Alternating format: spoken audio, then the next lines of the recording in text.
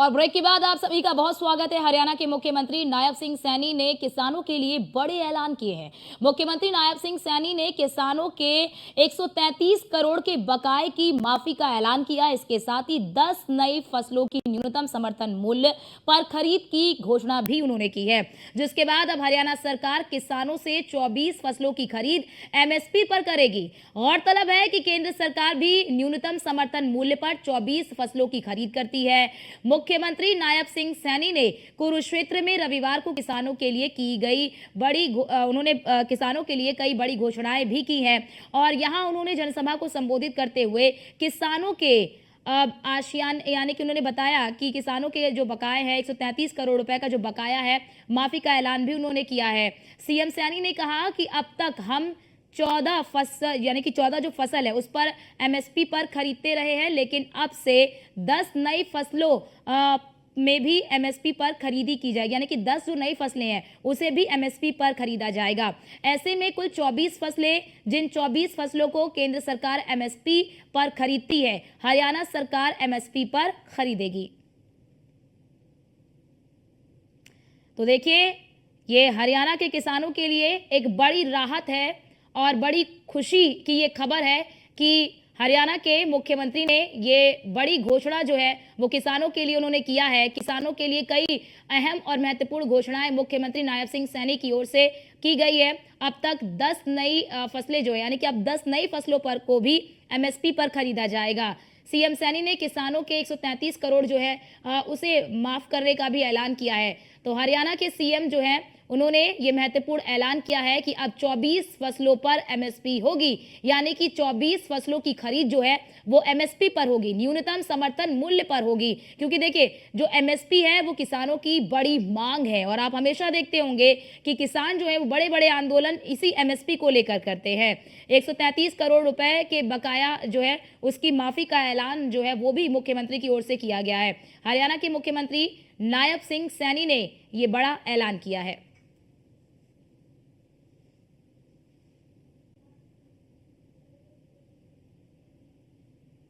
जो लोग किसानों की जमीन कौड़ियों के भाव खरीद करके बिल्डरों को लाभ पहुंचाने वाले आज हमारा हिसाब मांग रहे हैं।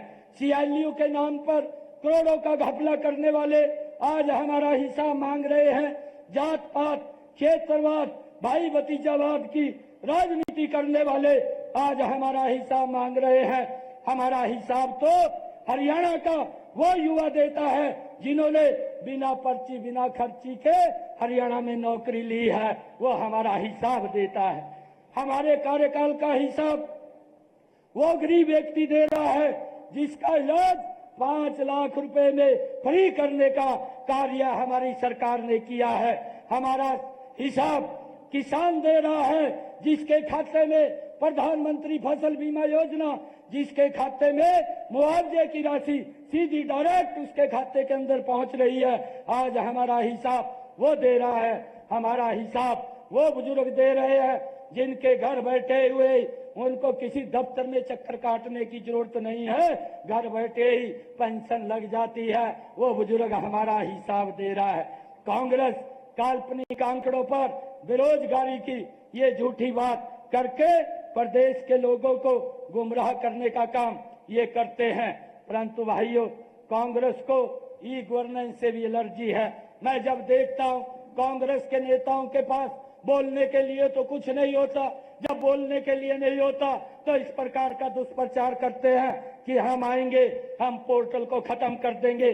कांग्रेस को इसी गवर्नर से भी एलर्जी है क्योंकि उनके भ्रष्टाचार के रास्ते इससे बंद हो रहे हैं। मैं उनके बयान से ही भ्रष्टाचार की जिस प्रकार से वो बयान दे हैं, उनके मुंह से ही भ्रष्टाचार की बू आती है।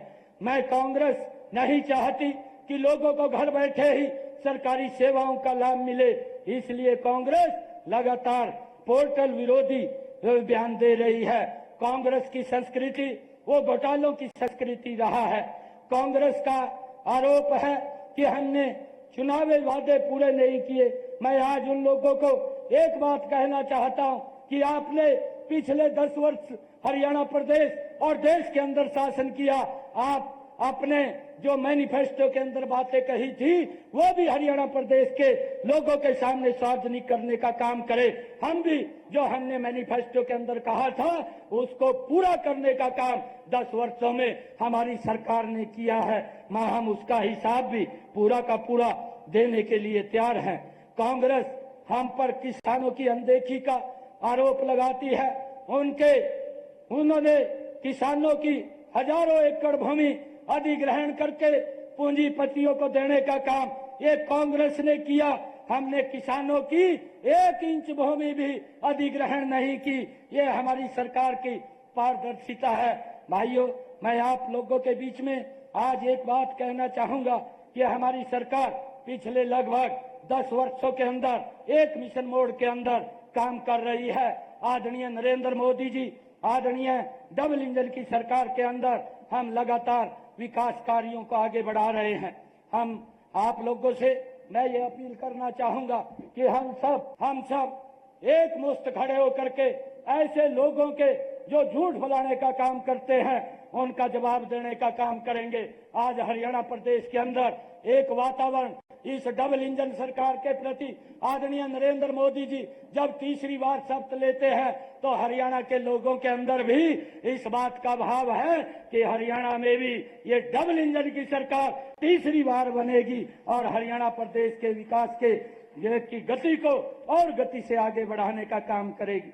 मुझे ये खुशी है कि आज आप लोगों के बीच में जब इस स्थानीय स्तर की मैं जनसभा के बीच में आप लोगों के बीच में आया हूं और हरियाणा प्रदेश के अंदर हमारी सरकार लगातार हर रोज कोई न कोई निर्णय वो ले रही है। मैंने कुरुक्षेत्र के अंदर जो पिछले 10 वर्षों में काम किए हैं उनके बारे में भी बताया है। हरियाणा प्रदेश के अंदर भी जो हमारी सरकार ने बिना भेदभाव, बिना भाई भतीजावाद, भाइयों विकास कार्यों को किया है उसकी भी चर्चा आज हर हरियाणा वासी करता है। मुझे इस बात की बड़ी खुशी है। आज मैं कुछ और घोषणाएं आज इस पवित्र भूमि से करना चाहूंगा कि आज हम कुरुक्षेत्र की उस पावन धरा के ऊपर उपस्थित हैं। आज मैं ये घोषणा करता हूं कि आज तक प्रदेश के किसानों को की तरफ से पिछले अभियान का जो 133 करोड़ 55 लाख 48 हजार रुपए बकाया था आज उसको माफ करने की मैं घोषणा करता हूं। इससे हरियाणा के किसानों को हर वर्ष लगभग 54 करोड़ रुपए की लागत की राहत मेरे हरियाणा प्रदेश के किसानों को मिलेगी। मैं आज इस पवित्र भूमि से किसानों की एक बड़ी समस्या जो नए ट्यूबवेल कनेक्शन लेने के लिए 3 स्टार की मोटर की खरीद का था उसके लिए भी मैं घोषणा करता हूं कि 27 जून को घोषणा की थी कि 31 दिसंबर 2023 तक आवेदन करने वाले सभी किसानों को ट्यूबवेल कनेक्शन दिए जाएंगे। मैंने ये 27 जून को पिछले दिनों घोषणा की थी। यह भी घोषणा की थी कि जिन किसानों को पुराने ट्यूबवेल खराब होने पर दोबारा किसी जगह पर बोर करना पड़ता है उन ट्यूबवेलों पर सौर ऊर्जा की शर्त लागू नहीं होगी। उन्हें पहले से आ रही बिजली के कनेक्शन ही पर ही चलाया जाएगा। ये भी घोषणा मैंने पिछले दिनों की थी।